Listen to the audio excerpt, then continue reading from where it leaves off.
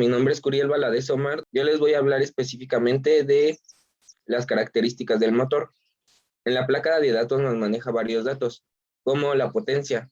En este tipo de motores nos maneja una potencia desde un cuarto hasta un séptimo de caballo de fuerza. Nos dice sus revoluciones por minuto nominales, que son de 1550, el voltaje de 127 volts. También nos pone un dato sobre el motor que nos dice el diámetro de la flecha, que lo está poniendo a un cuarto de pulgada.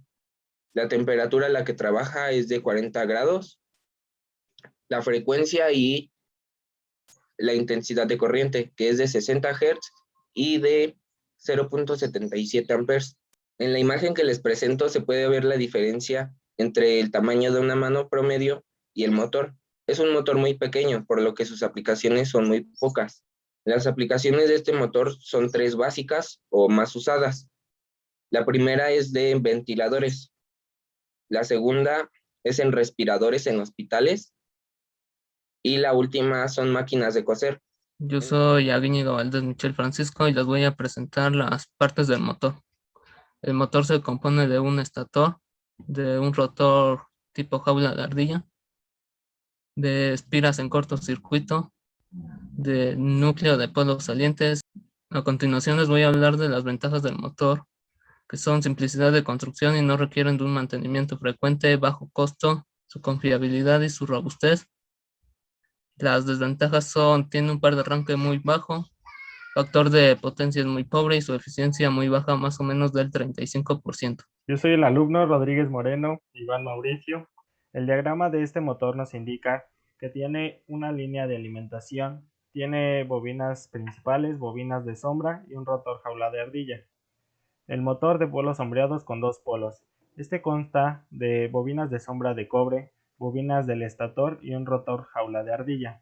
El funcionamiento de este: al conectar el estator a una corriente alterna, de inmediato empieza a circular corriente por el inductor, generando un campo magnético que a la vez inducirá una FEM tanto al rotor como a la espira, del punto 0 al punto A. Durante la parte 0 a A del ciclo de corriente alterna, el flujo comienza a aumentar y se induce una FEM a la bobina de sombreado. La corriente resultante a la bobina de sombreado estará en tal dirección para oponerse al cambio en el flujo. Así, el flujo en la parte sombreada del polo de la bobina siempre se debilitará, mientras que la parte no sombreada se reforzará.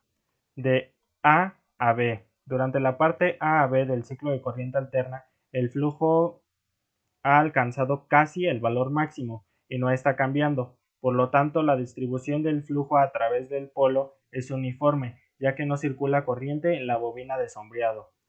Este motor tiene características constructivas particulares que lo hacen especialmente apto para aplicaciones de bajo costo, tales como ventiladores, aparatos médicos y electrodomésticos. El circuito de esta máquina puede aislarse al de un transformador monofásico de columnas o al de un transformador acorazado, en el cual se intercambia un rotor de jaula de ardilla convencional y que se energiza con un arrollamiento concentrado sencillo. El bobinado de arranque está constituido por espiras de sombras alojadas a los costados de las expansiones polares, que son de muy baja impedancia.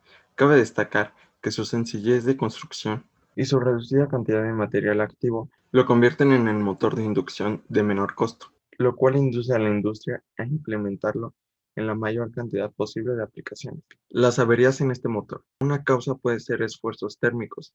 Se denominan así a los daños originarios por altas temperaturas anormales presentes en el rotor. El ruido y vibración.